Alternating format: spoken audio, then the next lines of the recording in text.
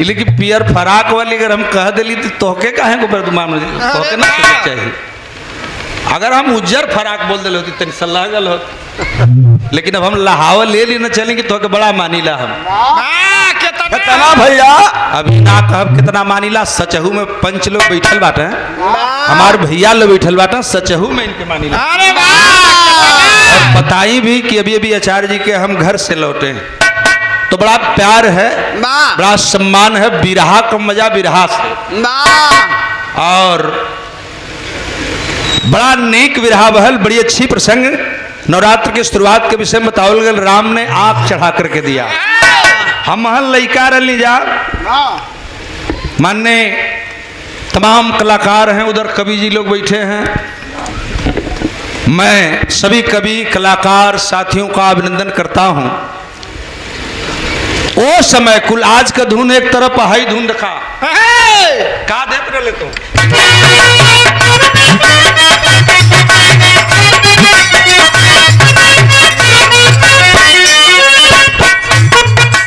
बीड़ी पी के धुआं उड़ौलू पान खाया मुहलाल जमाना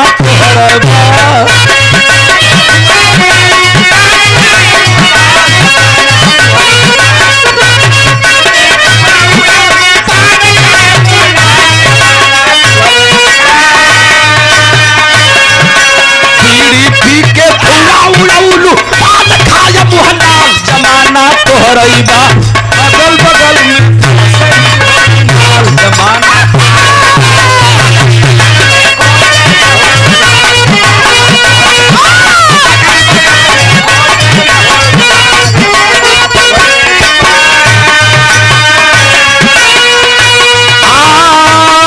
तरसौलू बारी धनिया, तरसौलू बारी धनिया। सूरदास का ना देखत हवे बढ़िया तनैले रह जाती है मांगत भगवान से। हाँ कि ऐसा मत करिए, दुर्गा माई से मांगत हुआ। भगवान करें, दुर्गा माई करें कि आप कुशल रहा, यही तरह बजावत रहा, यही तरह मनोरंजन करत रहा। हम तो ये ना समझते हैं कि यार तू ना रहा तहिया ही का करिए। अब तो पहले आप लोग समझा लो हमारी बात। हाँ कुछ कहल ना चाहत बाटी सूरदास जी, हम ही समझे थे ना ही बतिया के कि मनोज भैया जहिया तू ना रहा तो नंदनी का करी है बेचारी। ये तो रथवा के और ताकत ही भगवान राम के आंख चढ़ावल जाते, तू बेचारा वही जो बैठल हुआ। अब भगवान राम का माई का दुर्गा का कृपा हो कि तोहरो रोशनी लौट जाए। हाँ भाई हम भी दुआ करते हैं, माँ से मांगते हैं कि नवरात्र में कम से कम इतना बढ़िया भजन भल गीत भल तो आपका भी दिन लौट जाए। लेकिन आपकी मेहनत देख करके पब्लिक बड़ा खुश हो जाती है, हम लोग का भी दिल गदगद होता है। गीत पर हम उतरली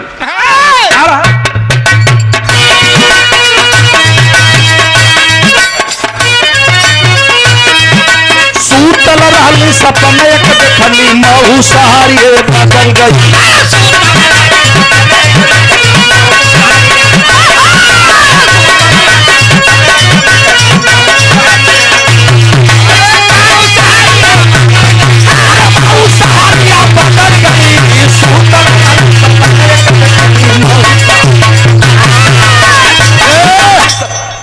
नंदनी नंदनी जी जब हमन लड़का रही तो हमरे आजमगढ़ मऊ किसान स्वर्गीय बड़े भैया दुनिया में न बाटे बेचन राजभर के जब जवानी रहल तो बेचन भैया और हम बम्बई गईली और संयोग से बॉम्बे में हैदर भैया से मुलाकात जब भी रहल। क्या बात, राजभर समाज का गौरव बेचन भैया के नाम पर एक बार ताली बजा दीजिए मेरे भाई। जौनपुर की धरती है। एक बार जौनपुर में यही मछली शहर के बगल में हमरा उस्ताद नसुड़ी यादव से भी रहा रहल, बेचन भैया रहा, हम बैठा रहनी मंच पर। हम दिल्ली के बात बताओ तो जब हैदर भैया उस्ताद से मुलाकात भई रहल बम्बई में सोनोटोन कैसेट कंपनी में गीत आई रहल, जौने में ये लचारी हमहन बैठ के लिखली और बेचन भैया गुलरल आज बड़ा हिट भल। और आप सुनते होंगे उनके आवाज में एक झलक है तनी सा कैसे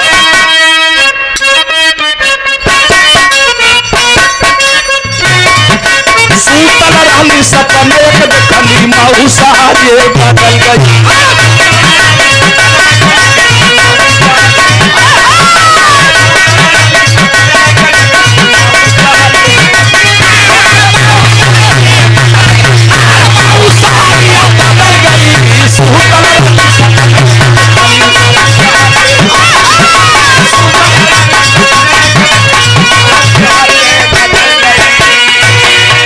मऊ शहर से 4 लैनिया चल गई गलिया गलिया।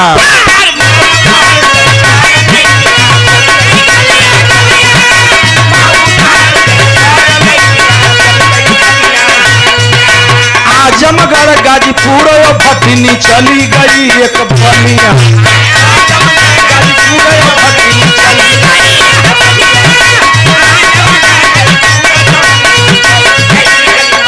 चंद्रभूषण भैया चारी चारी गो पुलवा हम देखली। चारी चारी गो पुलवा हम देखली पटका चारिया बदल गई। सूतल रहली सपने मऊसा हरिया अरे सूतल रहली।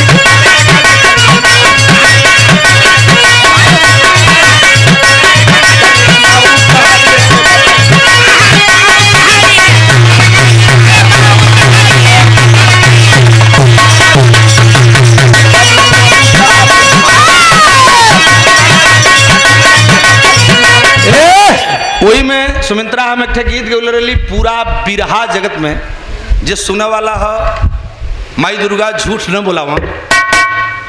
पौवा धरत चौकठवा हो गोरी के ओढ़नी सरक गई। अब नंदनी बात तो हमेशा होता है बा, हमन मुलाकात भी होत बा, लेकिन बतावल कम चाहिला। अब चंद्रभूषण भैया के बुलौले हुआ मना ली, उन्हें कमेटी वाले भैया लोग उनको प्यार है और तो आप लोग इतना सम्मान देते कि सुनल चाहत हुआ कुछ। तो जब हम गौले कि पौवा धरत चौकठवा हो गोरी का ओढ़नी सरक गई, तो बिरहा जगत का कोनो ऐसा मंच ना रहल जौना में लोग वो गीत के न गौले। लेकिन बेचन भैया मैं दूसर की लाइन गौले रहल का रहल। मऊ शहर में गहरकिया तो से मिला सजन सजन।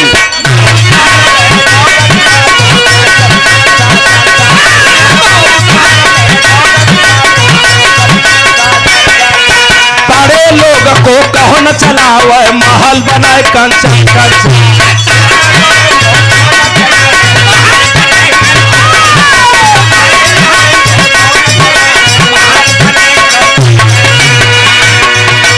ऐसन दंगा भयल मऊ में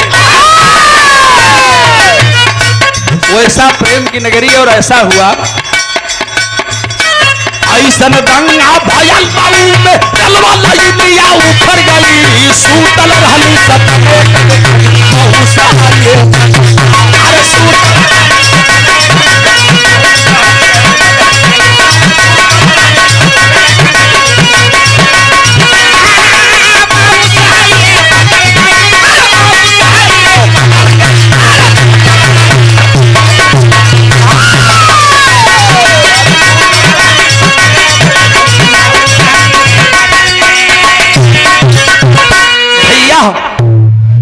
बड़ा सुंदर विरहा, बड़ा अच्छा प्रस्तुति नंदनी जी से आप सुन ला। भगवान राम ने दान किया, माँ दुर्गा का पूजन किया और नेत्र दान किया। कमल नयन जिनको कहा गया है, भगवान राम दान करते हैं और नवरात्र की शुरुआत होती है, रावण पर विजय प्राप्त करते हैं। बड़ा नीक दान रहल। जब चर्चा शुरू हो गल दान का, तो इतना जने पंच गोसाई बैठल हैं, जैसन समय के हिसाब का मांग हो वो हिसाब से एक और 10-15 मिनट का बिरहा। अब बिरहा के लाई गाने पकाना हो यह ना, यह बात है, ये बात पत की कहा भैया लोग बैठे लोग सुना खाते अध्यक्ष जी तब का बुझला यहाँ ना जा दी। थोड़ा सा चर्चा हो, भैया कल के बिरहा से बिरहा हटे कि न चाहिए, तो चपले रहा। जब चर्चा दान का चल गई, ठीक अनोखी बिरहा हम आप लोगों के सुनाओ थी और बड़ा नीक चीज और ठीक वैसने चीज जहां आप लोग सुने हैं, दानी इस धरती पर बहुत हुए, तमाम लोग हुए। भगवान राम को आंख चढ़ा करके माई दुर्गा के प्रसन्न करक पड़ल। एगो ऐसन दानी के चर्चा हम कर चल थी कि सर्वस्व न्यौछावर कर दे यही माई दुर्गा के दरबार में। वो कौन दानी रहे? आइए जरा सा प्रसंग देखा, ये कैसन चर्चा हो, बड़ा दिमाग लगा के।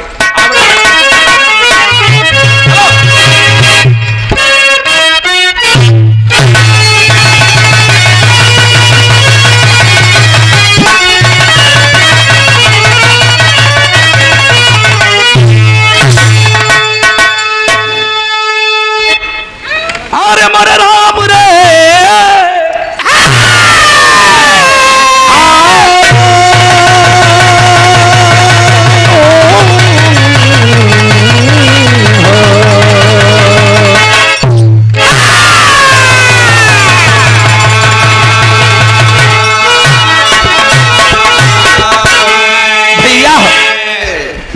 दिन में सूर्य अपनी किरण दे रहा। कवि जी जब बेचन भैया के बिरहा सुनले हो तनी सब मूर्ति के याद कर ले। एगो भूमिका कहूँ कि दिन में सूर्य अपनी किरण दे रहा, रात में चंद्रमा दे रहा चांदनी,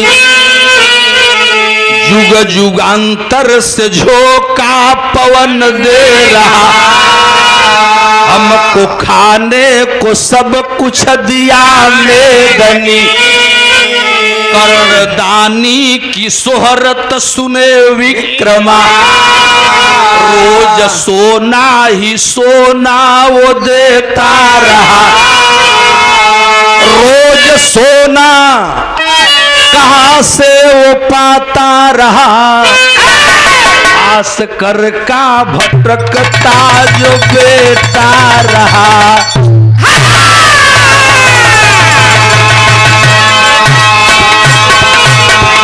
बिरहा की शुरुआत ही मेरे बाबूजी सवाल से हो गई। कर्णदानी का नाम आप लोगों ने सुना है। कर्णदानी डेली 1.25 मन सोना दान करा, लेकिन सवाल यह खड़ा होता है कि कर्ण की खजाना में कितना सोना रहल कि डेली सोनवा दान करा, उनको सोनवा ओरैबा न करा। हम अन्न दान करत ही परेशान है, रोटी रोजी खातिर परेशान है, आखिर कर्ण के खजाना में कहाँ से सोना आ गई? तू खत्मन हो कहाँ से आवा? बस इतने परिविरहा की शुरुआत है और विचारणीय विषय है, तथ्य बड़ा विचारणीय है। अब इसी बात को एक आदमी सुने, नाम रहल राजा विक्रम। राजा विक्रम के दिमाग में आयल कि काहे ना हम पता करी कि कर्ण के खजाना में कितना सोना, हर रोज उस सोना दान करला कि सोनवा उड़ैबा न करला। एक दिन राजा विक्रम भिखारी का भेष बनौलन, ब्राह्मण का वेश बना करके निकलन है, और जो निकलन है बाबू तो एक लाइन गजल का टुकड़ा वक्त चिलमन उठा के आपने कैसे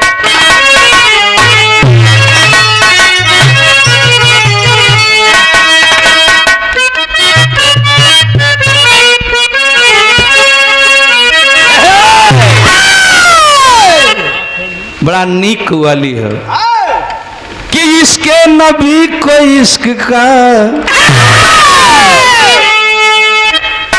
मोहतरमा जी अब चंद्रभूषण भैया बेईमानी न हो चाहिए।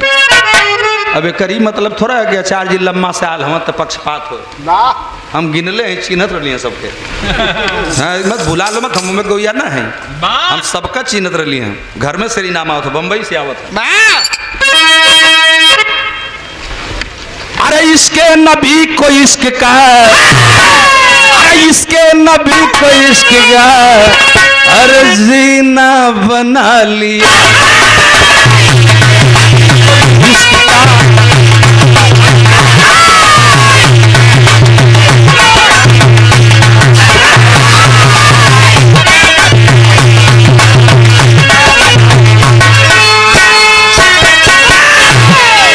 नंदनी जी इसके नबी को इश्क का जीना बना लिया। अध्यक्ष जी सब रो रजा कोई अपना करीना बना लिया। प्यारे नबी को इश्क का जीना बना लिया, सब्र रजा को अपना करीना बना लिया, उल्फत के वादे शौक का मीना बना लिया। लेकिन आशिक ने अपने दिल में, सूरदास जी, अरे आशिक ने अपने दिल में अरे मदीना बना लिया।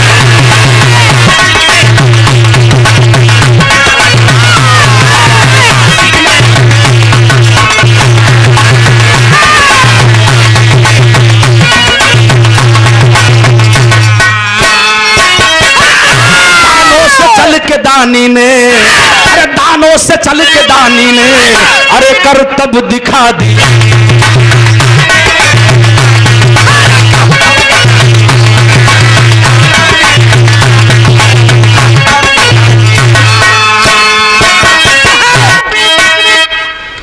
कि उल्फत के बाद शौक का मीना बना लिया। कि दानी ने अपने दान की, दानी ने अपने दान की अरे महिमा दिखा दिया।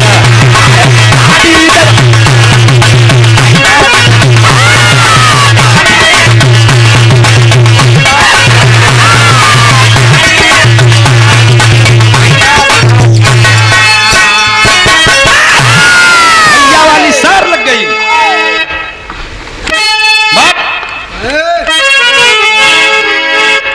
दानी बली थे धान में है पीर नसाई,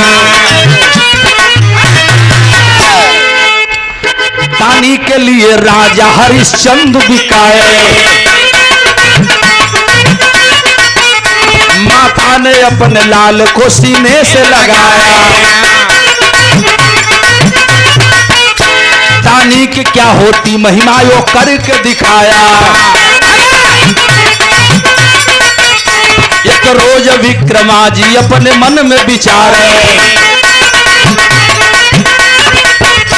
दानी करण के द्वार पर जा कर के पधारे।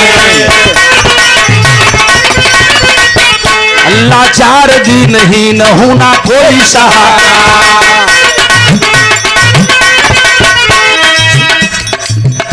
लाचार दीनहीन हूं ना कोई सहारा, दीनहीन हूं ना कोई सहारा, सुनता हूं इस जग में बड़ा नाम।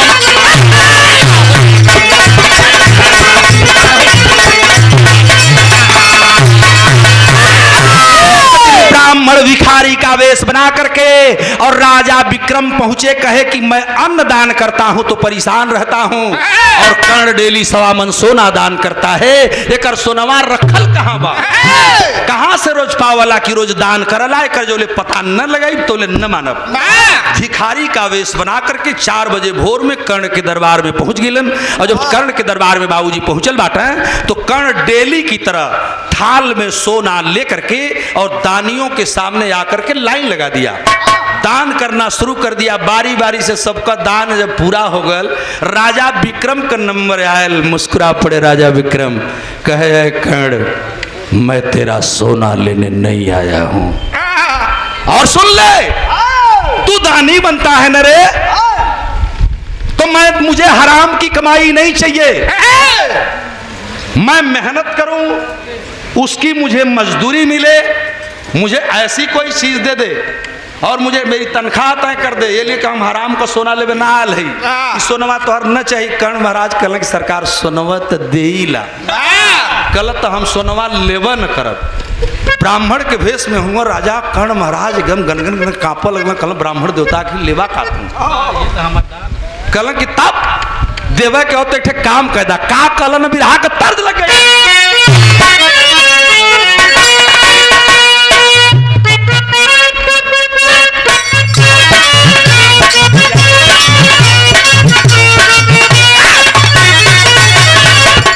यह तर्ज बा, मैं प्यार करूं भरतार मंगवाई दर चोली रेशम।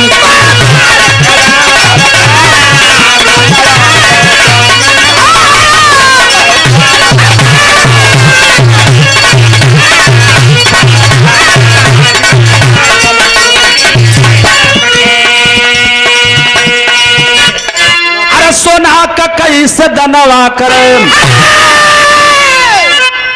अरे सोना का कैसे दनवा करे, विकसित किया नाम हुआ दानी वीर रजनवा, विकसित किया नाम हुआ दानी वीर रजनवा, सोना का कैसे दनवा।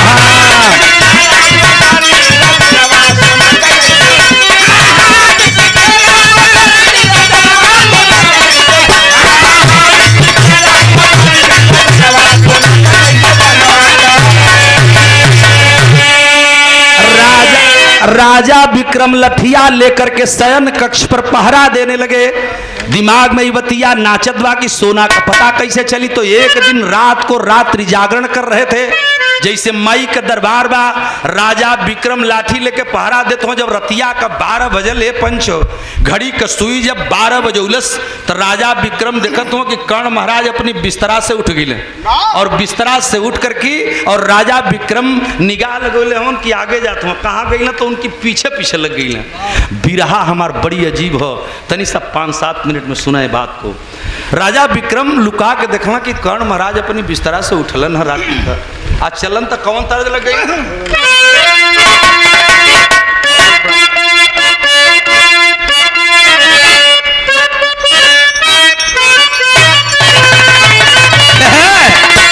भैया गावा है पंच कि रोवा, अरे रोवा नहीं हारावा लोग मिटावा करवला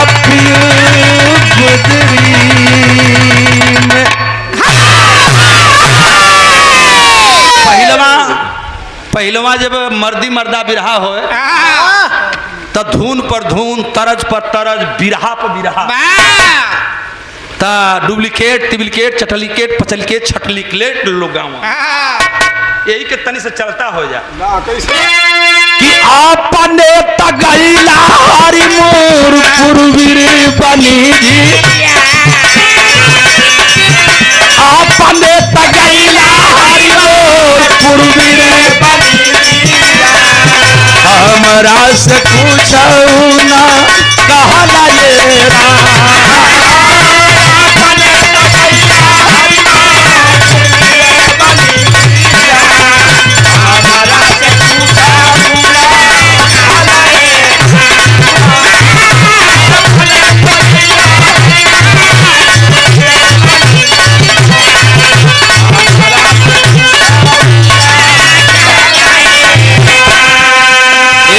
बिरहा सुनने वाले भैया लोग तनी सबरी बतिया पर गौर करी हैं।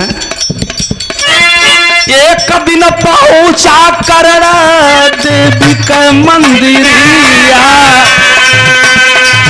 यही बात को जरा समझ लें। भगवान राम फूल मंगा के कम हुआ तब नेत्र चढ़ाए। जहां कर्ण का हवेली रहल, इसको मैं जब बाद में बताऊंगा तो आप समझेंगे, लेकिन जो बताते हैं जो पुराण के जानकार हैं, कर्ण का जहाँ हवेलिया रहल उनके ठीक मकनिया के समन्वय, जैसे हमारे साहबगंज मकनिया है और माई का मूर्ति रखल है, वही तरह माई चंडिका का मंदिर रहल। मंदिरवा की लगवा एगो कड़ाहा रहल, कड़ाहवा में तेल भरल रहल। रात का जब घड़ी का सुई 12 बजे उलस, तो कड़ाहवा का तेलवा अपने से खौले लगल। आज जब खौले लगल तो खौलते खौलते वो कड़ाहा का तेल अग्नि के समान लाल हो गया। राजा विक्रम बड़ी दूर खड़े हैं, देखलन कि कर्ण गईलन वही कड़ाहा की लगे, कल अब का करी तो झाकत हूँ, ऐसे ताकत हूँ अब करी का, तब देखत हूँ कि कर्ण महाराज अपन कपड़ा निकलना और कपड़ा निकाल करके और एकदम नंग धड़ंग हो गए। जब नंग धड़ंग हो गई ना, तो माई के मंदिरिया पर जन कड़ाहवा रहल, एक ठे काम करत हूँ, राजा विक्रम लुकाए के देखत हूँ का कहना तनी हाई ये दान देखा। एक दिन पहुंचा कर देवी का मंदिर, एक दिन पहुंचा कर कूदा है कड़ावा में जाई हो रहा, एक दिन पहुंचा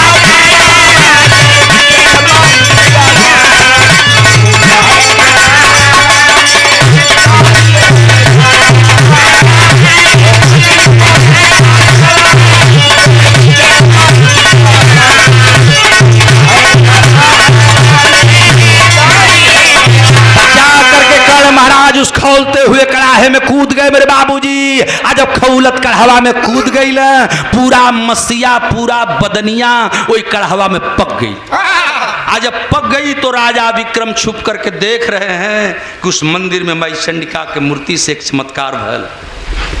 अग्नि की एक ज्वाला निकली और उस अग्नि की ज्वाला से एक अष्टभुजी भाला निकली। लाश को उठा लेती हैं हाथों में।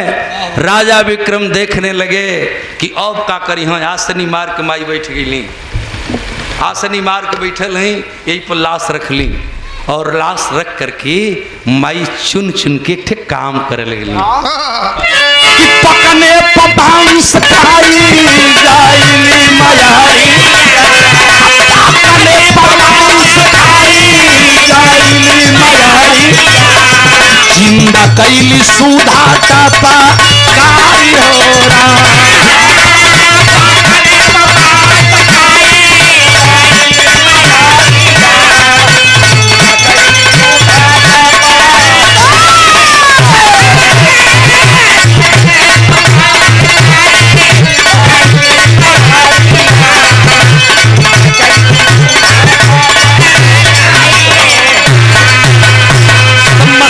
पगले पंचो मई चंडिका कर्ण की मांस को चुन चुन करके खा गई। अब पूरा मसीहा जब माई खा गई ना तो ये पंचो हमरे विराह सुना वाले पंच गोसाई हो मैं हमरे मिलकार। हे भैया लोग, जब अस्थियां बची हैं, जो हड्डियां बची हैं, मई चंडिका अमृत का कलश उठौलिन है और उठाए करके पूरा हड्डी पर अमृत का बारिश कैलिन है और कर्ण महाराज की पूरी बदन पुनः तैयार।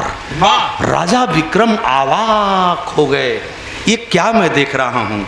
इतना ही नहीं, कल कह रहे कर्ण दान के लिए इतनी बड़ी तपस्या और तू इतना पवित्र है रे। मानो तो सब लोग हैं, राम भी महापुरुष नहीं थे बल्कि दिव्य पुरुष थे और राम को लोगों ने पुरुषोत्तम कहा, पुरुषों में श्रेष्ठ कहा, लेकिन तू तो इतना श्रेष्ठ है रे कि तेरी मांस इतनी पवित्र है कि माई चंडिका का भक्षण कैली, भोजन कैली। अब का रह गल, तुरंत एक कमंडल उठौली।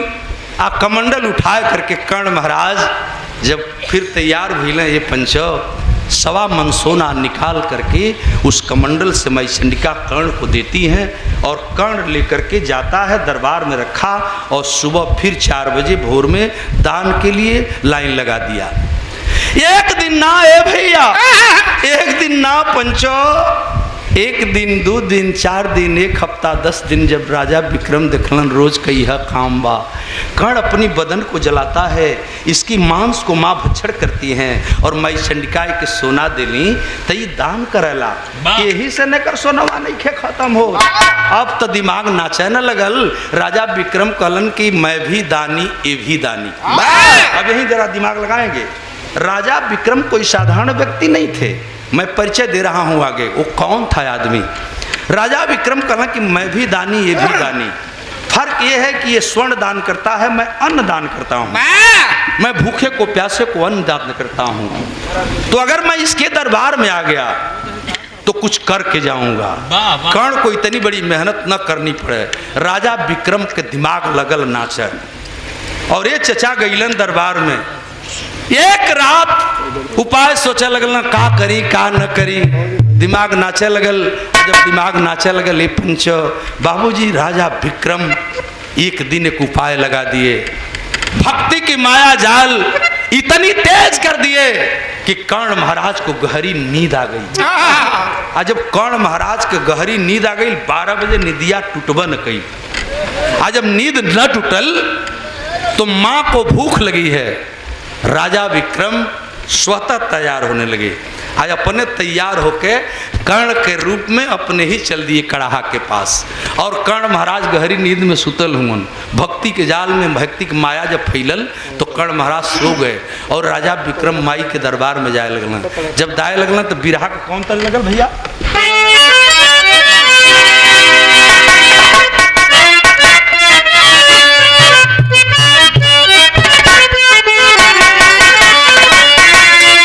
उस्ताद गाँव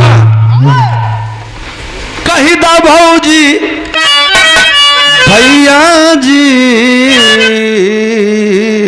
से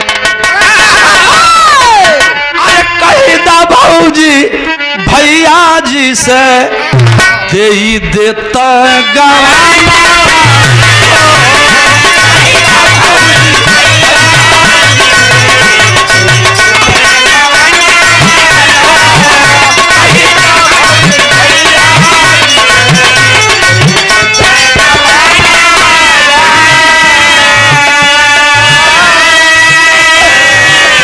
कहिदा भौजी भाई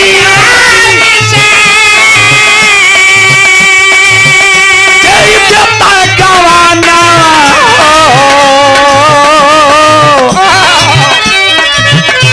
मोती दिहा कुंडा दौरी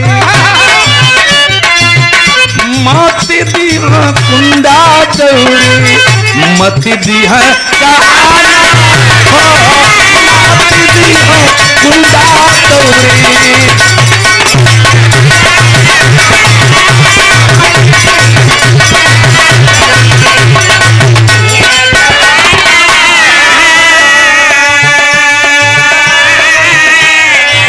मती दिहा कुंडा मती दिहा गाना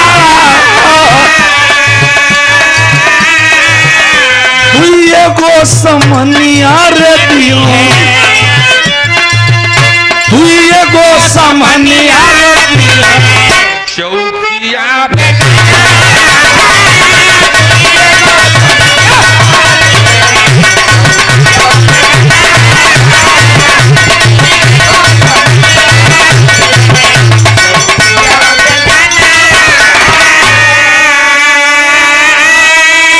उस मेरी बात को गौर करेंगे कि देख कर के राजा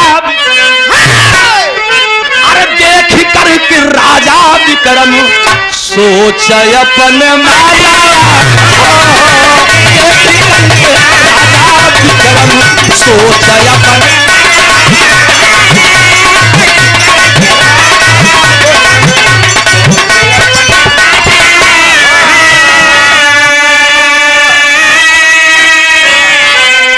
देखी करके राजा सोचा अपने माना चाय के मसाला भरल चाय के मसाला भरल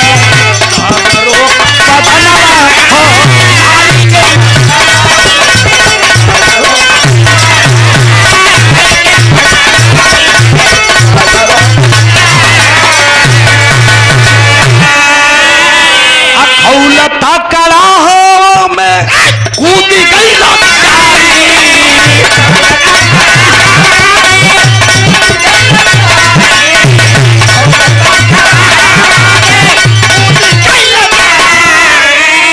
रोजे का परकल देवी कैली प्रगटाई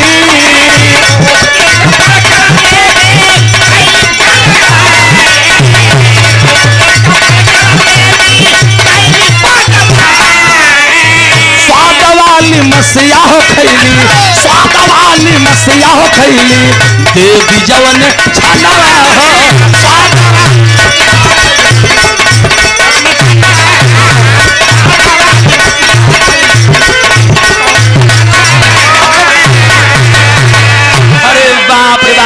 राजा कर्ण महाराज को गहरी नींद आ गई। जब राजा कर्ण को नींद आ गई मेरे बाबूजी, तो राजा विक्रम अपने तपोबल से अपने रोम रोम में गड़ी चुहाड़ा मुनाका किशमिश बादाम वगैरह वगैरह बढ़िया से बढ़िया सामान भर के मांस को स्वादिष्ट बनाने के लिए जतन कर लिए। और ऐसा मायावी जाल फैलौल कि ये पंचो गईल कपड़ा उतरल और खौलता हुआ कड़ाहा ठीक 12 बजे पुनः खौल के आग की तरह हो गया। राजा विक्रम वही कड़ावा में कूद गई न। रोज का परकल मई चंडिका प्रगट तो भैली, भूख लगल मांस लाश को उठा लेती हैं, बैठकर चुन चुन खाने लगी। हे सकल पंच लोग, आप लोग ज्ञाता हैं, जब मसीहा खाए लगली तब माई चंडिका भक्त के जाल में अंधी हो गई नी, प्रेम में अंधी हो गई। अब उनके ही न बुझात बा कि कर्ण हो कि कोई दूसर हो, ई होले भक्त का महिमा।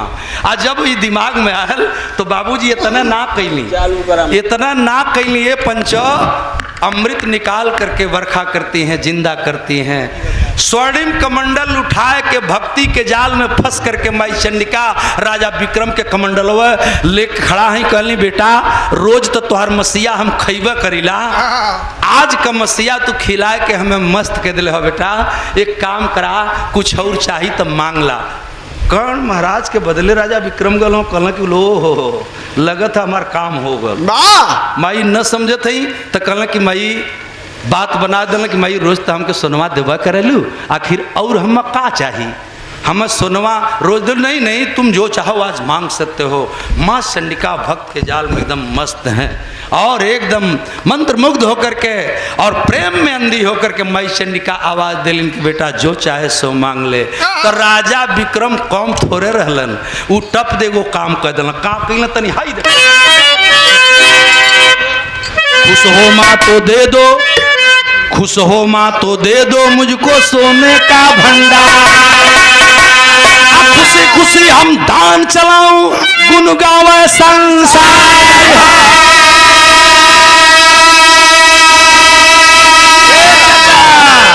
सोना का कैसे दनवा कभी हली कनक मंडल चली भइला।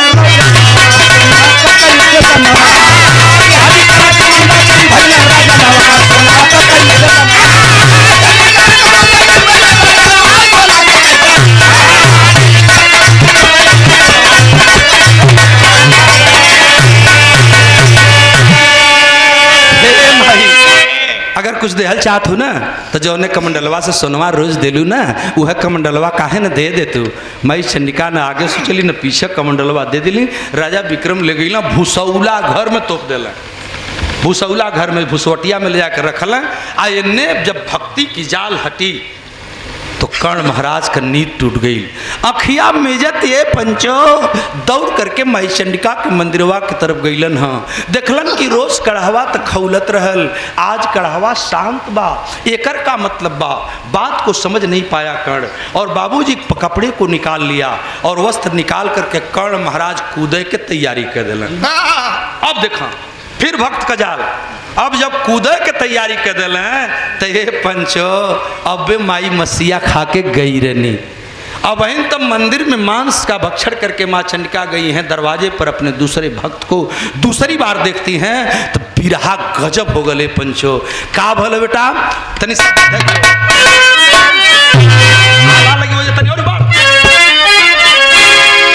कि आधी रतिया का करने, आधी रातिया का करने दान चली भैया आधी रातिया का दान चली भैया, आधी रातिया का दान चली भैया। आई के पहुँचल चंडी का के दरबार, आई के पहुँचल चंडी का के दरबार।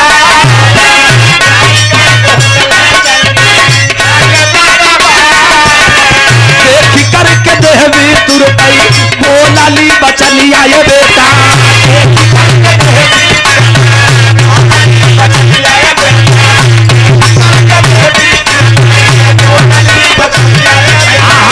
आज बेटा काहे फिर से यही ला तू सारी बारी।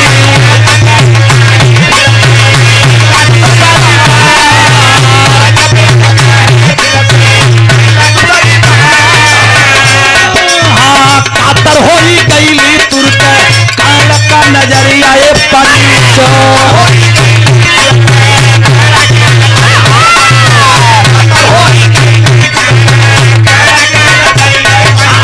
नहीं माता आज हम तो आइनो पहली बारी।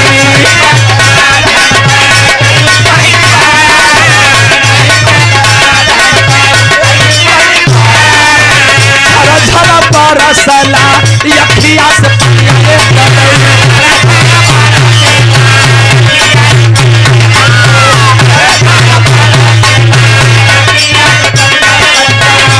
माई ना जावा हम कावा ना किना।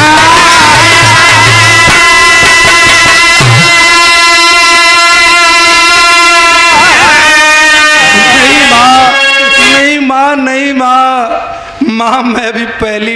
आया हूँ रे माँ।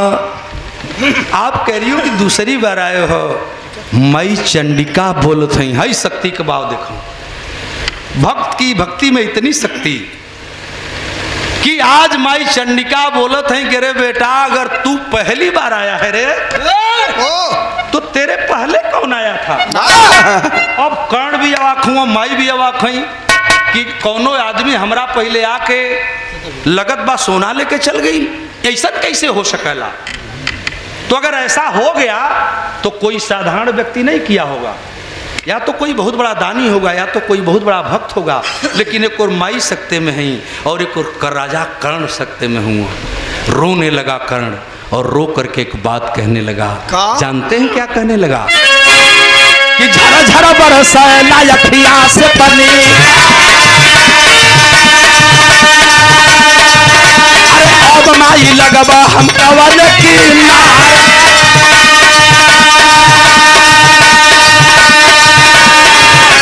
नमवा पर हमरे हो हंसी है जगतिया, यार तान भंग हो गई हमारी हो तो ले तने में चलल चंडिका का तीरा सुलावा, छोड़ली चंडिका जी तीरा सुलावा,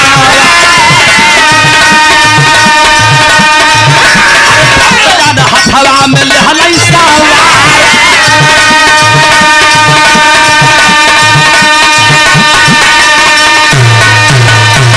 अरे बेटा कर्ण तू पहली बार आया है रे तो तेरे पहले कौन आया। मैं चंडिका का गुस्सा न रोकाइल और वही भगवान शंकर का दिहल त्रिशूल मैं चंडिका छोड़ दिली। आज जब छोड़ली न अपने हाथ से तो कर्ण जितना बड़ा दानी था उससे बड़ा बलशाली भी था। त्रिशूल का आसमान में रफ्तार बढ़ी और कर्ण जमीन से उड़ पड़ा। और जब कर्ण जमीन से उड़ा, जितना तेज त्रिशूलवा जात रहल उससे तेज वेग में कर्ण महाराज गइल और त्रिशूल को अपने हाथों में पकड़ लिए और दोनों हाथ में पकड़ करके और फिर ले करके कर्ण हाथवा में त्रिशूलवा समझा, हथवा में त्रिशूलवा ले कर्ण और अपने माई चंडिका के चौकट पर आ गई। वाह वाह। चौकटवा पर हाथे में त्रिशूल माई चंडिका खड़ा है, फिर कर्ण रोवे लगना। आ तब का भइल तनी अब भाई देखा झरा झरा बरसैला अखिया से पानी, अरे अब माई लगबा हम कवन किनारे, अरे नमवा पर हमरे हो हंसी है जगती, तान भंग हो गईला माई हो हमार। ये पंचो ये तने में चंडिका उलाट दी कड़हवा, ये तने में चंडिका उलाट दी कड़हवा कि अब ही मुंगेर में खड़ी बायात गाय, अब ही मुंगेर में खड़ी बायात, अब ही मुंगेर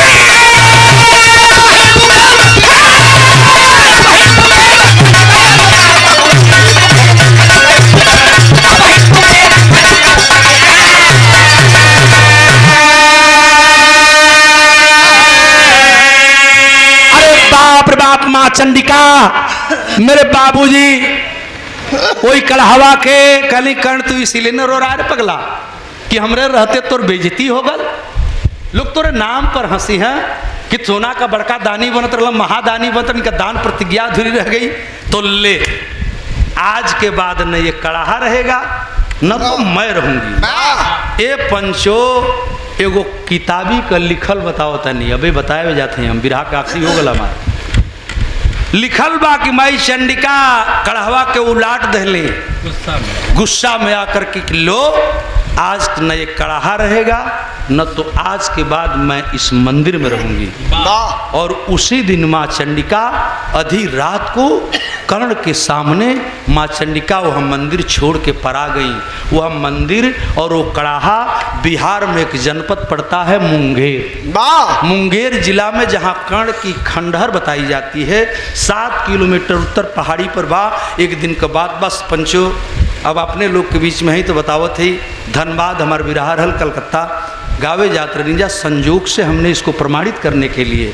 और गया वहाँ एक महंत जी रहे, माँ चंडिका तो नहीं रहती हैं बाबू इधर, लेकिन महंत जी ने बताया कि एक कहानी पढ़ लेना जरूर। वो कौन सी कहानी पढ़ने के लिए बताया, एक पुस्तक आती है आज भी आपको मिल जाएगी। वो कौन सी पुस्तक, उस कहानी में लिखा क्या है। इधर कर्ण महाराज निराश होकर जब घरे अलन तो घरे अले के बाद रोए लगलन, और रोए लगलन सबेर हो गई। अये चाचा जब सबेर हो गई तो यही तरह अबेर हो गई। आज जब अबेर हो गई तो सोना मांगे वालन का लाइन लग गई। सो कर्ण स्वर्ण दान करो, कर्ण स्वर्ण दान करो, लेकिन कर्ण की लगे तो सोना है ना। अब क्या करी हम, अब कौन दान करे। कर्ण बैठ करके रोने लगा। और 3 बजे भोर से रोते रोते भैया 3 बजे भोर से रोते रोते दिन उगल लगल। लोग कहला कर्ण स्वर्ण दान करो, सोना है ना, तो दान का करी हम। राजा विक्रम देखत हो कि कर्ण अबले मकान से बाहर आइबे न कहीं, तो असली बात तो राजा विक्रम जानत रहे। सबेर जब भई कुछ देर के बाद, हे पंचो, कर्ण महाराज जैसा दाने आप चल फैला करके आंख में आंसू ले करके बाहर निकला तो जरूर, लेकिन हे पंचो बाहरवा आए के कर्ण रोवे लगलन। आ जब कर्ण रोवे लगलन ना तो राजा विक्रम बहन भी लठिया लेके खड़ा हुआ। कहलन कि हमार मतलब तो इतने न रहल कि हम पता कर लेती कि कर्ण का सोनवा कहाँ बा, तो हम जान गई। लेकिन एक दानी के सामने एक दानी की प्रतिज्ञा अधूरी हो जाए, लोग गाली देने लगे। अब मेरी बात को जरा गौर से आप लोग भी सुनिएगा। एक दानी के सामने एक दान की प्रतिज्ञा अधूरी हो जाए, मैंने कहला कि एगो दानी के सामने अगर दूसर का दानी का बेइज्जती हो जाए तो ये ठीक नहीं है। हमारे बहाव जरा समझेंगे। कर्ण महाराज के सामने राजा विक्रम ने कहा कि ये भी दानी मैं भी दानी, तो एक दानी के सामने दानी के अगर प्रतिज्ञा अधूरी रह जाएगी तो मेरे रहते जिंदगी अब बेकार है, हमारे सामने इसकी बेइज्जती हो जाए ठीक नहीं है। कहला एक कर्ण महाराज ठीक है बोले का भइल यह तो कहा शुरू कैलन हम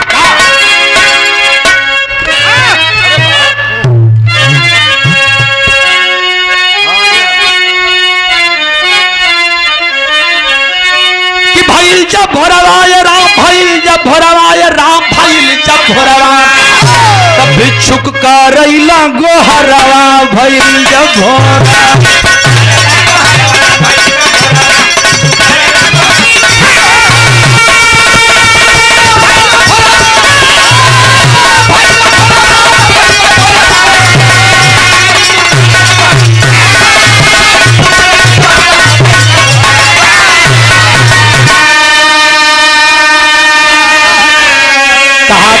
दैवान क्या दिल की हाल सुनाऊं, नहीं है सोना मेरे पास अब कैसे दान चलाऊं।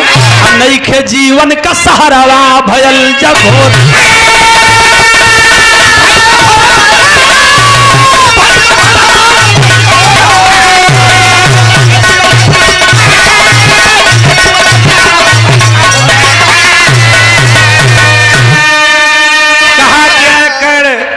चले जाइए सरकार, भिक्षुक सरकार, ब्राह्मण देवता हमरा दुआरी से चल जा लोगन हो, अब हमरा लगे सोना नहीं खे। लोग लगलन बतियावे ये पंचों की कर्ण का सोनवा खत्म हो गई, महादानी बनने के चक्कर में था। अब क्या होगा। बाबूजी जब रोवे लगलन कर्ण रो करके तो राजा विक्रम कहे कि अब तो समय आ गया। उठा लिए कमंडल राजा विक्रम, आगे खड़ा हो गए। कलर रुक जा, ये सरकार जा लोगन मत, जितना भिक्षुक रहलन सोनवा मांगा वाला लोगन कल तनी रुक जा लोग मत, सोनवा लेके जा लो। लोग कहला है नो करवा कहता कि सोनवा लेके जा लो। कर्ण कहता सोना है ये ना हो तो बात का हो। कर्ण महाराज के दरबार में स्वर्णिम कमंडल लेकर के राजा विक्रम खड़े हो गए। कहला कर्ण पहचान रहा इसे? कहला कि ही कमंडलवा तो वह बा जौन से माई हम सोनवा दिली। कहला तब कला यू है कर्ण का कमंडलवा है, माई का चंडिका का कमंडलवा है जौन से मैं सोनवा दिली। लेकिन ये सोना का कमंडल और माँ के द्वारा दिया जाता है, लेकिन आपके हाथ में और आप एक नौकर हो, नौकर नहीं हो सकते सरकार, आप नौकर नहीं हो सकते। ये साहेब बिरहा सुन वाले पंच गोसाई इतने कही कि दोनों पैरवा छान लेला। कर्ण गोड़वा पकड़ के रोवे लगल, कहला कि सरकार आप नौकर नहीं हो सकते। आप हैं कौन? अब आपको बताना पड़ेगा। कलंक लेकर आज से तुम दान चलाओ, मुझसे अब कोई मतलब नहीं है, मुझे जाने दो। मेरा परिचय जान के क्या करोगे? कलंक की ना ऐसे ना जाए देव।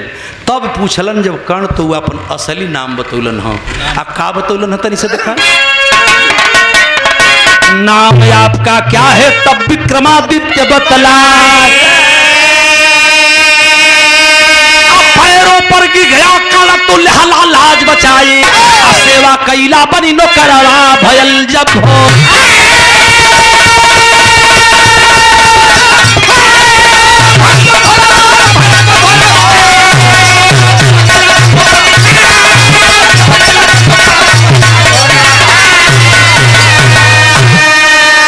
अरे कर्ण, तू मेरा परिचय जानना चाहता है न कर्ण? तुम मुझे लोग राजा विक्रमादित्य कहते हैं। राजा विक्रमादित्य, एक कहानी की किताब आती है सिंहासन बत्तीसी। सिंहासन बत्तीसी में तमाम किताब बा। हे हमार सकल पंच गोसाई बिरहा सुन वाले भैया लोग, जौनपुर की ऐतिहासिक मिट्टी है। बॉर्डर में तीनों जनपद लग जाते हैं। गौरी शंकराचार्य आपका बेटा है, आपका भाई हो सकता है, बोल रहा है। एक पुस्तक है बाजार में, महादेव जी की लिखी हुई पुस्तक है। और उस सिंहासन बत्तीसी की कहानी में जब पढ़ेंगे तो राजा विक्रमादित्य का कई अवतार दिखाया गया है। और वही राजा विक्रमादित्य कर्ण को पुनः स्वर्णदानी बना करके उसके दरबार से वापस चले जाते हैं। तो बिरहा का आखिरी होगा। गुरुदिन मोहम्मद राम सेवक सिंह सियो वदन हरिद्वार। कभी गया लाल जगलू यादव जगधारी स्वर्ग सिधार। अरे सोना का कैसे दनवा करे आचार्य गौरी शंकर बमऊ में